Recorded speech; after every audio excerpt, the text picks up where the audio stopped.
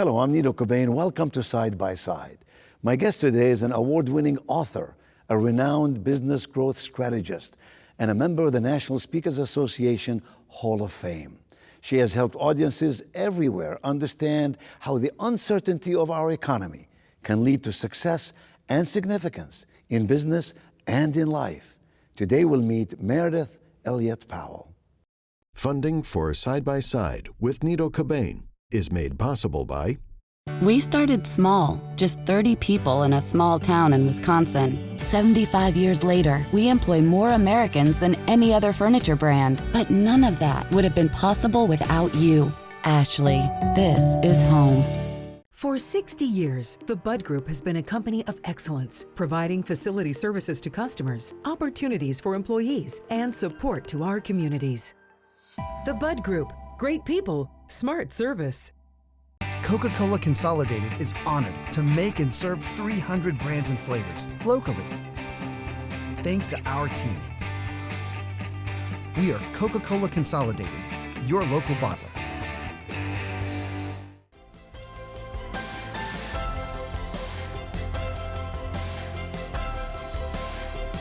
Meridith Elliott Powell, welcome to Side by Side. Thank you. I'm looking forward to being here. You are the president of the National Speakers Association. What is that and what does it do? National Speakers Association is the premier association for speakers, those of us who live by the written word. We inspire people. And that association is designed to help people build a better business and be a better speaker. So how many members, where they come from, where is it located? Yeah, so we're up to about 2,400 members right now, all over the world. It's an international association, most of whom are here in the United States of America. But we just signed up a few new countries and have a big meeting coming up in Bali in a couple about a few months. That's a nice place to go. Yes, exactly. And have a meeting.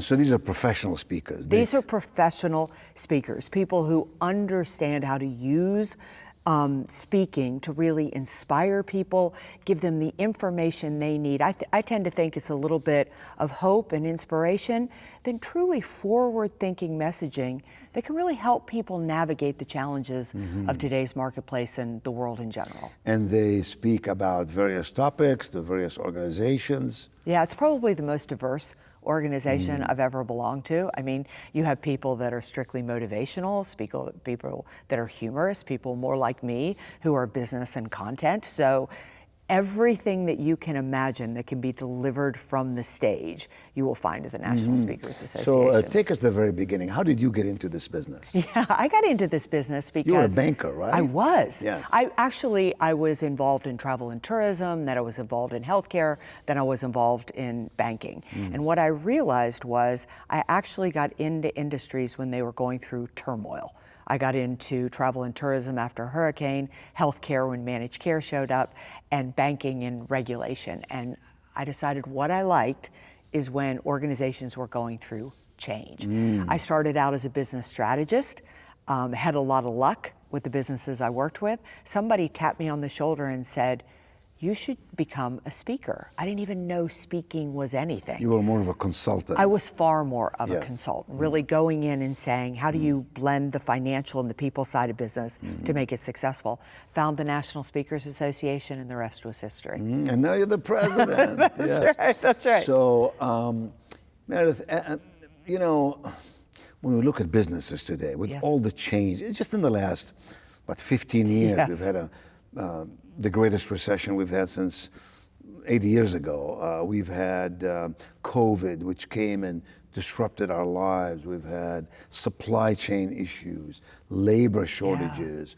Now we're dealing with some inflation, and there's a lot of transformative change that's going on in our country. So if you were to come into a company that has some of these challenges, where do you start? What do you do? And mostly, how do you impact the outcome? Yeah, so I get involved with organizations that, as you said, you know, when we were going through COVID and places like that, people wanted to know how to navigate change. Now they're at a point with how do they deal with the overwhelm? Because the change just seems to be getting more rampant. And the way that I work with a company is helping them shift how they think about uncertainty. We're programmed to think about uncertainty and change as a negative. And Is that because we are afraid? Yeah, I think it's because the unknown, we don't know what's coming. We worry about that. We worry so much about it that we'll focus more on what we can't control rather than on what we can. And I work first with mindset. How do you begin to shift how you think, feel, and act as uncertainty? If you could see it as opportunity, because if you study history, there's been so much innovation in the face of uncertainty, even when the uncertainty has been bad. Out of adversity can emerge abundance. Always, Yes. always. And so then I go in and work on the mindset, and then we work on the strategies around that. How do we put a strategy in place? Convincing leadership that uncertainty is easy. Helping every level of the organization embrace it and feel a level of control, that's where the power is for an organization. So you begin with some overview, discussion, and dialogue, and then what? You actually do training sessions and educational workshops to shift that. You know, Carol Dweck is a professor at Stanford University. She's been on with me on this show, and she's a delightful person who's done some significant work, as you know, with growth mindset. And she has her own opinions, pretty strong opinions about how does one shift a mindset? Not just what a growth mindset versus a fixed mindset looks like, but how does one actually make the journey from a fixed mindset to a growth mindset? And it's scary at times, it is unpredictable at other times. And with companies, what intrigues me is, especially public companies, where the CEO or the top management are burdened by the notion that the marketplace is evaluating what they're doing and opining about it. It's affecting their performance, their EPS, their stock pricing, and all of the rest. How does one do that in a large company? Yeah, you know, it's so interesting because you're right, at a large company, they have to balance the short term and the long term growth, right? I mean, you've got investors, you've got board members who expect results and on a quarterly basis.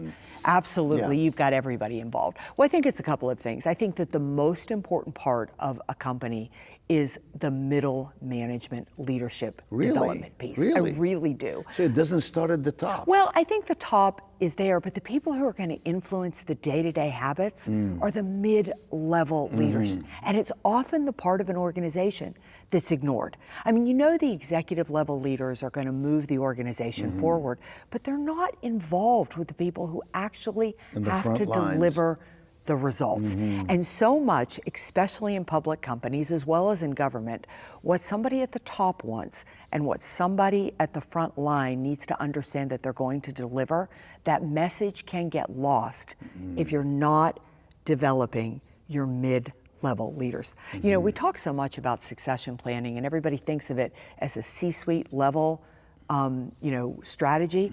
I think it should be a culture throughout the organization, that everybody should be developing the people coming behind them, much like the military do. You know that when you're in the military, you're going to move on to the next position, so you develop the person coming behind you. Because in the face of uncertainty, talent is probably the one thing you can control. In this day and age, talent is harder to find, easier to find. Is it more complex, generationally speaking? They demand more before they can command the fullness of respect or the fullness of performance. Talk to us about how you believe generational differences affect and influence success in a business today. Yeah, well, you know, you talked about Carol Dweck having some pretty strong opinions around growth mindset. I've got some pretty strong opinions around generational issues. I don't think there are as many generational issues as we've been led to believe. Really? No, I don't. I think at the end of the day, people are people. And I think that people want to be heard. I think they want to be listened to. I think they want to be valued. And I think the mistake we're making today is that we think that we are trying to hire people for a job.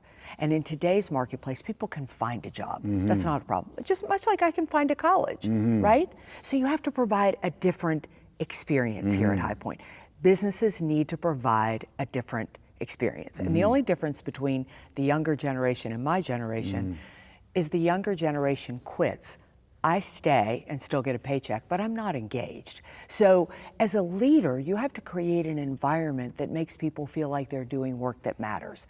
They want to help you build that business. So I think as leaders, again, I think we're so important in that strategy. And I think it's often a piece we leave out. Mm-hmm. That's a very optimistic point of view. Yes. I like hearing you say that. I believe that everybody has, to your comment, everybody has fears, Sure. aspirations, goals, needs. In that sense, we're all alike. Right. On the other hand, though, Meridith, I talk to a lot of business people who say, I'm struggling with all these people who work remotely. They don't Right. want to show up. They don't want to put the time in the office. And so you see some companies now going back to outsourcing, offshoring. Right. And that worries me as an American. I like to have the jobs here and the production here, and I like for us to control our future to the extent that we can. Where does all of that discussion with your consultation with companies about remote work, how does that affect what you believe is going on? Especially, is it generational or is it across the board? And is it a pendulum that you believe is going to swing back or not? I do think it possibly is a pendulum that's going to swing back, because I think the hitch in it is I'm not sure how you develop leaders in a company when the people never come into the office. They never have a chance to learn from their mentors and things. So, but I think we're figuring it out. You know, you look a lot at history. I mean, I study history quite a bit because I think there's so much to be learned there. And we went from the agricultural age to the industrial age. I tend to believe we must have had these same feelings and confusion, and it takes a few years to figure it out. And that's where I think we are now, is figuring it out. And certainly there are some generational issues. I mean, you know, I grew up much like my parents would lock me out of the house at 8 o'clock in the morning, have me come back at 5, and I learned things from that. The kids don't have the advantage to learn today because everything they do is supervised. So some of the instruction and way you develop people needs to change. But I think we've gone from remote working to we'll figure out what the right balance is. I was just in Florida visiting with a client of mine who works for Chase. And Jamie Dimon has insisted they come into the office 3 days a week. And she's still working in Florida, even though she lives in Chicago. She wants to be in Florida for the winter, but she's figured out how to go into the office in Florida and still have the remote advantages. So I think we'll work our way through there. But at the end of the day, I think we're people and we're human beings, and we need connection and we need to learn from one another. So I think that will come back. Maslow taught us that long That's time right. ago, a sense of belonging. I read a study the other day which suggested that COVID for high school students has caused such emotional disturbance that much of the mental health issue challenges that we see today were the result of these years of isolation, if you will. Yes. Not interacting with people. I wonder about little kids in kindergarten, in first grade, who had to have these masks on all the time, who didn't learn how to see the teacher's face or how to even smile and so on. You don't know what the effects are. It takes a long time for us to assess the effects. But there are areas of challenge and worry when one thinks about the evolution, the growth, the nurture of future generations of middle management, top management, and everybody else who wants to work in an enterprise. You've worked in banking and healthcare and finance, and you say people are people, right? So it's the process and the product that may change. What do you believe are the 2 or 3 drivers for people to become extraordinary? It's interesting. So all during COVID, I do some work for LinkedIn Learning. And of all the courses I've done for LinkedIn Learning, the one that has sold What is the most... LinkedIn Learning? LinkedIn Learning is an opportunity to go and do online learning. You can do it from your desk anywhere in the world. It's not connected to LinkedIn. It is connected to LinkedIn. It is their learning arm. And they got into the the area of developing courses, probably 10 to 15 years ago. But of all the courses I've done for them, and I've done technical courses, all type of thing, the best-selling course and the one that LinkedIn has promoted all over the world is the one for soft skills. Soft skills. So if you ask me, I call them life skills. Yeah, very right? much so. Yeah. Because I don't like the fact that they're called soft. Yeah. It has a connotation. They're not soft, they're foundational. They're foundational. Yeah. And I think those are the skills that make somebody extraordinary. Can you build a network and make connections? How high is your emotional intelligence? Do you have the ability to influence and impact people? And those are the skills that I think during COVID, when we lost school, we lost those skills. Yes. And that is the piece that I think has to come back. Yes. And that if I were going to invest in the next generation, that's where I invest in. I think often when I go into companies, they can figure out the strategy. They know how to put a sales process in place. But what they don't know how to do are those pieces that can't be solved with the technical. And when I see somebody who is extraordinary, they have a high degree of those life skills. I'll use your almost term. always. Always. Almost always, because you can be the greatest mathematician. Absolutely. But if you don't know how to lead people, grow people, you will not make a good manager of other mathematicians or a leader of a company that does mathematics, etc. Yeah. When I look at what drives a person, in this context, in business, in work, not just in for-profit business, but in any organization, what is it that drives a person? I have my own opinions. What do you believe drives us as human beings? I think what drives us as human beings. Besides the need, of course, for survival. Right. Besides that. Right.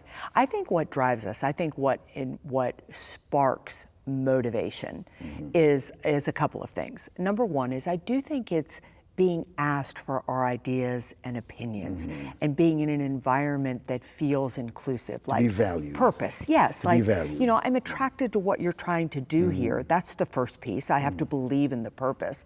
But then the moment that you engage me in the process and you say, Meridith, what do you think? What are your ideas? I start to care.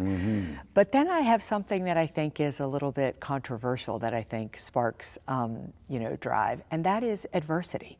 I think adversity is very, very important, and I think it is something we're removing from our society. Everybody gets a trophy. Everybody gets to graduate top of the class. And I think in the work that I've done studying successful people, the most successful among us, you included, have pushed through adversity. That builds confidence, that builds belief, that builds drive. And I think it's something we need to put back in to education and and in work too, all facets of life. I'm a member of an organization called Horatio Alger Association for Distinguished Americans. Every person is remarkable who's in that organization has faced significant adversity and who moved on to be an incredible human being. Condoleezza Rice comes to mind. Yes. Grew up in Birmingham in the midst of segregated South and became a worldwide leader on many platforms, including being the youngest ever and the only woman of color to be provost of Stanford University. And I asked her that question, what is it? I mean, what makes you so special when there's 7.5 billion other people in the world? And almost always people will say, the journey I traveled taught me some lessons that became very valuable to me as I dealt with challenges in life. If you were engaging someone in an important position in business, one of your clients says, we want to hire some people, middle management, top management, doesn't matter. What are the 2 or 3 characteristics you look for the most? Number one is how well they communicate. I'm really interested in how well they're able to articulate the strategy and get people to really engage and care about the strategy. And by communicate, you mean being eloquent, clear, concise? Simple. What do you mean? Simple. Can they take the complex and make it simple? And can they take the complex and make people care about it? The other is I'm really interested in how well they're versed in getting people around them that are smarter than they are, or at least building as smart. a team. Building a team. And building a team that has their ego in the right place, that they want the best and the brightest, the best and the brightest around them. And then the other is that how transparent and open they're going to be in helping people definitely feel a part of the team and engaged in the process. Yeah, I mean, I agree with you. I look for three things. I look for intelligence, energy, character, because if you have those, typically you will learn the other specific skills that can guide you in life. But as our world become more technologically founded and connected, it becomes harder, right? Yes. So if people work remotely, that creates a challenge. Companies today are global, that creates a challenge. Generational difference is only one of many things. Right. The complexities of competition, Yes. that creates a challenge. And yet there are more successful people today than perhaps ever in history. So there is hope and there is optimism, while at the same time we deal with all these, not obstacles, but these challenges that we have to work our way through. Meridith, it's a fascinating thing that you do, helping people grow and become better, impact the world in a better world. Culture is a word you use often. Yes.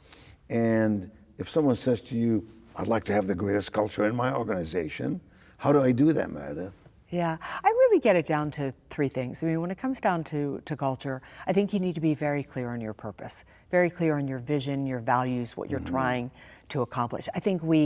I know early in my career, we so undervalued how important those things are. But in a world that is very cloudy, people want a reason to understand why they would work with you over the competition. Why would I work here versus versus there? So I think purpose is very important. The second piece I do think is ownership. How much do people get to help you build that purpose? They get invited into it. And then the third, you probably won't find surprising, but I think it's accountability. I think people want to be held accountable. They want to know when they're doing a good job, when they're not doing a job. They want you to remove the people from the team who are not supporting what you're doing, and be clear and very articulate about how you succeed in an organization. Understanding that if I do these things, then there is a future for me in the organization. All makes sense. Yes. All real stuff.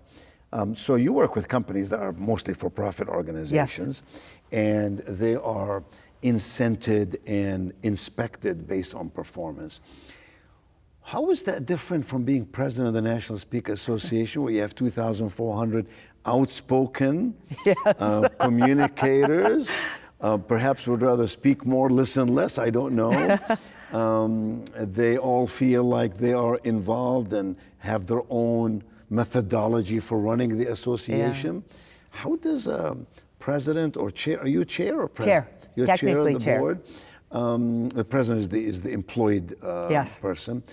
So how do you do that? How do you drive forth the philosophy and the objectives while at the same time making people feel like they belong because they're paying you a membership fee, I assume, and attending meetings and so on? Yeah, I think there's a couple of things. I mean, number one, I do think you've got to be very clear on your vision and your values and your purpose. But how do you get people to agree on that when it's a non-profit, an association? It's like a church, it's not a business where the boss says, this is who we are, this is where we're headed. Right.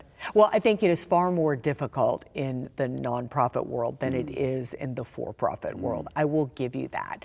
But I think if you are clear on what you're doing and what you're trying to accomplish, just like the National Speakers Association, you join to become a better speaker or to build a better business. All the other things that people try to get you to care about or derail into, you have to say, no, this is the direction that we're headed.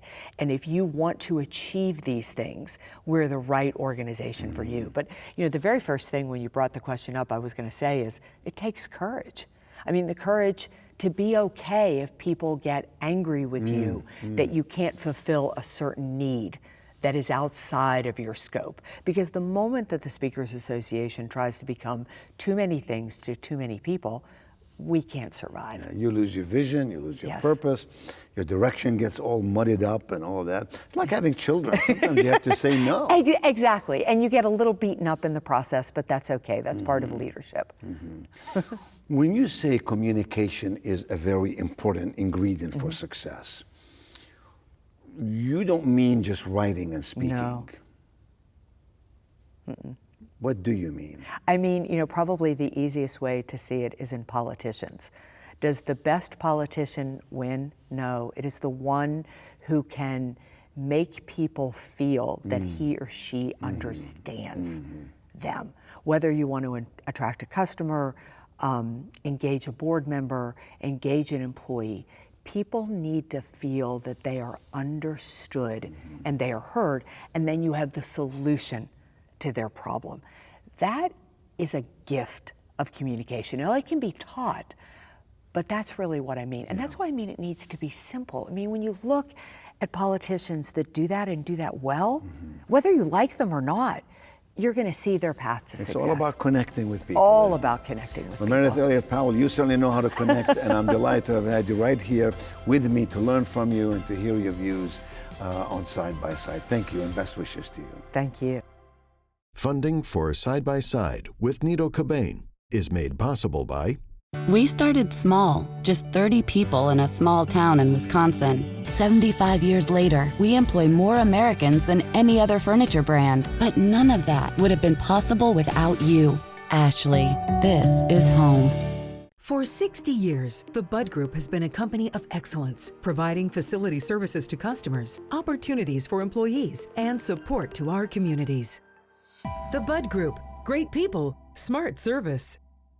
Coca-Cola Consolidated is honored to make and serve 300 brands and flavors locally. Thanks to our teammates.